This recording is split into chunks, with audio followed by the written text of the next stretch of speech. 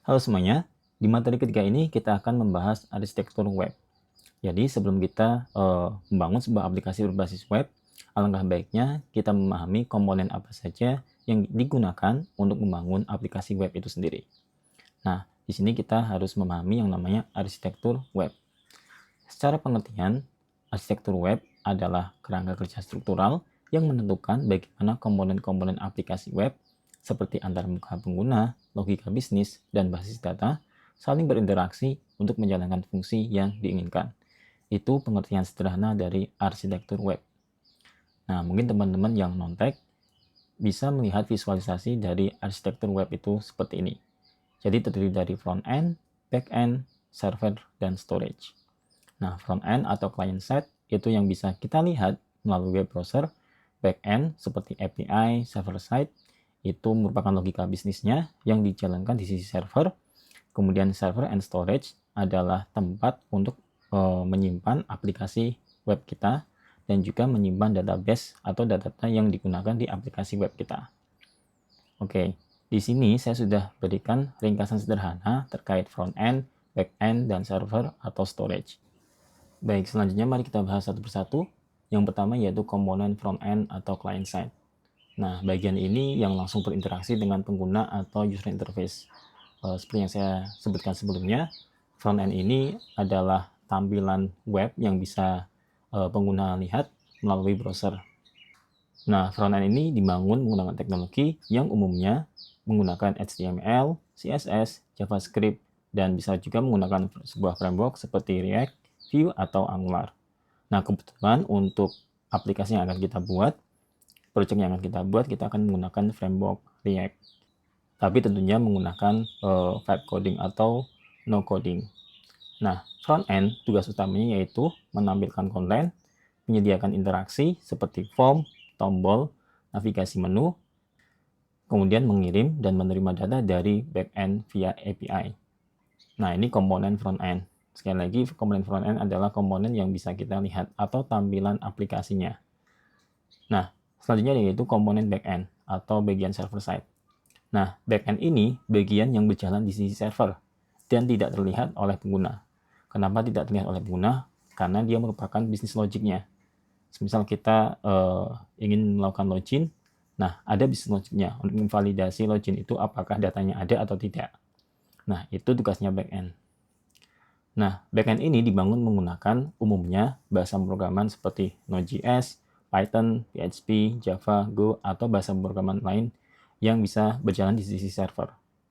Oke, back-end ini tugas utamanya memproses request dari front-end, menjalankan logika bisnis, misalnya menghitung harga, atau autentikasi user, atau melakukan pencarian dan transaksi. Nah, kemudian tugas selanjutnya seperti mengambil atau menyimpan data ke database, istilahnya yaitu menyimpan, mengubah, menghapus, atau menampilkan data seperti itu. Kemudian menyediakan API agar front-end bisa mengakses data. Nah, API ini apa? API ini yaitu sebuah konsep agar sebuah front-end itu bisa membaca data yang ada di sisi server atau di sisi database storage-nya. Nah, itu bisa menggunakan konsep API ini. Oke, ini terkait dengan komponen backend.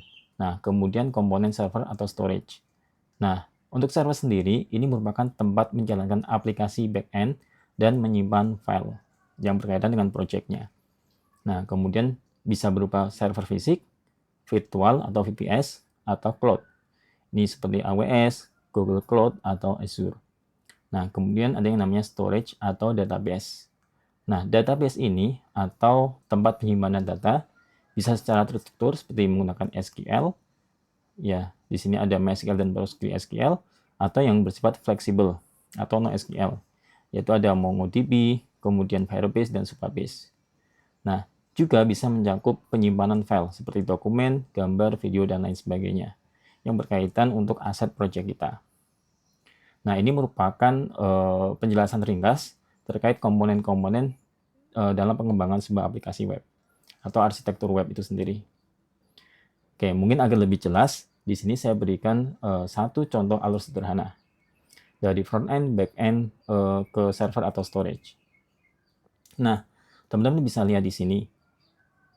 contoh kasusnya seperti ini untuk aksi login. Nah, front end. Langkah pertama, user membuka web di browser. Atau step pertama, user membuka web di browser. Ini berarti front end menampilkan UI halaman login atau halaman homepage. Ya. Kemudian yang kedua, user melakukan aksi misalnya login, berarti ada di halaman login. Nah, di sini front end mengirim request ke back end. Semisal nih, user sudah menyebutkan email dan password atau kata sandi. Kemudian dia klik tombol masuk atau login. Nah, ketika dia mengklik tombol login atau masuk, maka dia akan mengirimkan yang namanya request ke back end. Nah, kemudian di sini komponen back end dia akan memproses. Dia menerima request-nya, istilahnya adalah data email dan password. Kemudian dia akan mengecek di database. Nah, karena kaitannya ini adalah aksi login, ya, ini berarti database yang dicek yaitu tabel atau data user. Nah, data user ini berada di sisi server atau storage-nya. Nah, setelah dilakukan pengecekan dari sisi back-end, dia akan mengirim respon balik ke front-end. Dia akan mengirim respon balik ke front-end, berarti ke langkah yang keempat.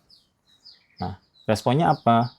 Responnya bisa data tersedia, atau datanya memang ada di tabel user, katakanlah, atau di data user memang ada. Email dan passwordnya ada. Atau responnya yaitu gagal.